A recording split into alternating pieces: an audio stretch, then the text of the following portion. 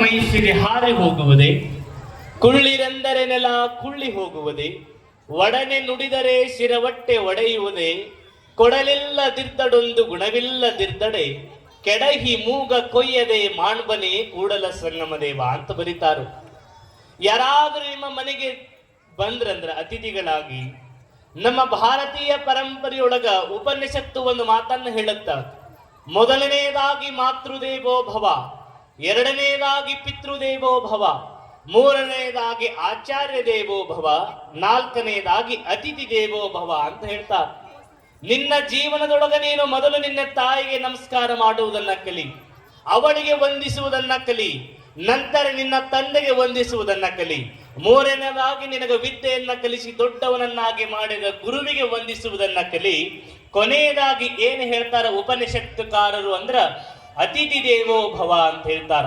ಯಾರಾದ್ರೂ ನಿನ್ನ ಮನೆಗೆ ಹಿಂಗ ಅಂಗಳಕ್ಕೆ ಬಂದ ಅವರನ್ನ ಒಂದಿಷ್ಟು ಒಳಗ ಕರಿ, ಅವರ ವಿಚಾರವನ್ನ ಮಾಡು, ಅವರಿಗೆ ಪ್ರಸಾದವನ್ನ ಉಣಭವಿಸು. ಇದು ನಿನ್ನ ಜೀವನ ಆಗ್ಬೇಕು ಅಂದ್ರು. ಅದನ್ನೇ ಬಸವಣ್ಣನವರು ಕೊಡಲಿಲ್ಲದಿರ್ದಡೊಂದು ಗುಣವಿಲ್ಲದಿರ್ದಡೆ ಅಂತ ಹೇಳ್ತಾರೆ. ನಿನಗೆ ನಿನ್ನ ಮನೆಯೊಳಗ ಏನೂ ಕೊಡಾಕ ಆಗದೇ ಇದ್ರು ಪರವಾಗಿಲ್ಲ, ಎರಡು ಒಳ್ಳೆಯ ಮಾತುಗಳನ್ನ ನೀನು ಅವರಿಗೆ ಕೊಡು, ಒಂದಿಷ್ಟು ಎರಡು ವಿಚಾರಗಳನ್ನ ಅವರ ಜೊತೆ ನೀನು ಹಂಚಿಕೊಳ್ಳು. ನಿನ್ನ ನಾಲ್ಗಿ ಚಲೋ ಇತ್ತಂದ್ರ ಇಡೀ ನಾಡು ಚಲೋ ಇರುತ್ತ ಅಂತ ಗಾದೆ ಮಾತು ಹೇಳುತ್ತೆ. ಇಡೀ ನಾಡು ಚಲೋ ಇರ್ಬೇಕಂದ್ರ ನಾವಾಡುವಂತಹ ಮಾತು ಚಲೋ ಇರಬೇಕು.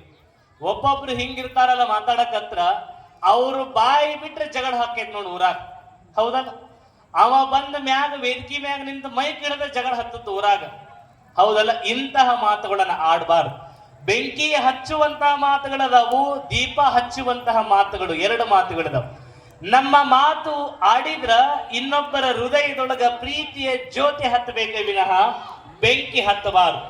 ಅಂತಹ ಮಾತುಗಳನ್ನ ನಾವು ಯಾರೂ ಆಡಬಾರದು ಜೀವನದೊಳಗೆ. ಅರಳಿಸುವ ಮಾತು, ಕೆರಳಿಸುವ ಮಾತು. ಒಬ್ಬೊಬ್ರು ಮಾತಾಡಿದ್ರ ಮುಂದ ಕುಳಿತಂತವರ ಮುಖದೊಳಗ ಅರಳುತ್ತ ನಗು ಬರುತ್ತ, ಇನ್ನೊಬ್ರು ಮಾತಾಡಿದ್ರೆ ಈ ಮಗ ಯಾಕಾರ ಮಾತಾಡ್ತಾನೋ ಅನ್ನತ್ತ ಜನ. ಅಂತಹ ಮಾತುಗಳು ನಮ್ಮದು ಜೀವನದೊಳಗ ಆಗ್ಬಾರ್ದು. ನಾವಾಡುವ ಮಾತು ಹೀಗಿರಲಿ ಗೆಳೆಯ, ಮೃದು ವಚನ ಮೂಲೋಕ ಗೆಲ್ಲುವುದು ತಿಳಿಯ, ಮೌನ ಮೊಗ್ಗೆಯ ಒಡೆದು ಮಾತೊಂದು ಹೊರಬರಲಿ, 3 ನಿಮಿಷದ ಬಾಳ ಗಮಗಮಿಸುತ್ತಿರಲಿ ಅಂತ ಬರೀತಾರೆ ಕವಿಗಳು.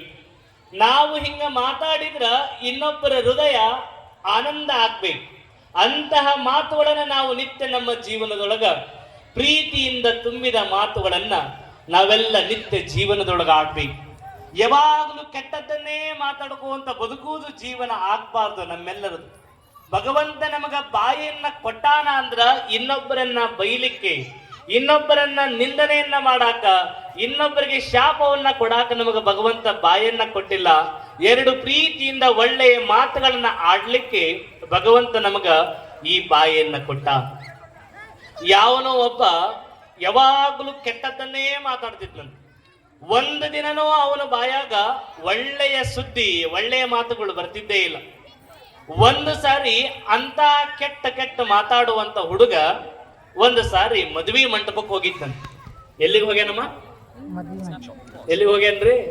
ಅದಿರೇ ಇಲ್ಲ, ಎಲ್ಲರೂ ಇಲ್ಲೇ. Body is present, mind is upset ಆಗಿತ್ತು. ಮತ್ತೆ ಬೀಗರು ಬಿಜರ್ ಬಂದಾರ ಅಂತಂದು ಎಲ್ಲರೂ ಇಲ್ಲೇ ಇದಾರೆ. ಮದುವೆ ಮಂಟಪಕ್ಕೆ ಹೋಗಿದ್ದ ಕೆಟ್ಟದನ್ನೇ ಮಾತಾಡ್ತಿದ್ದ. ಹಿಂಗ ಮದುವೆ ಮಂಟಪಕ್ಕೆ ಹೋದಾಗ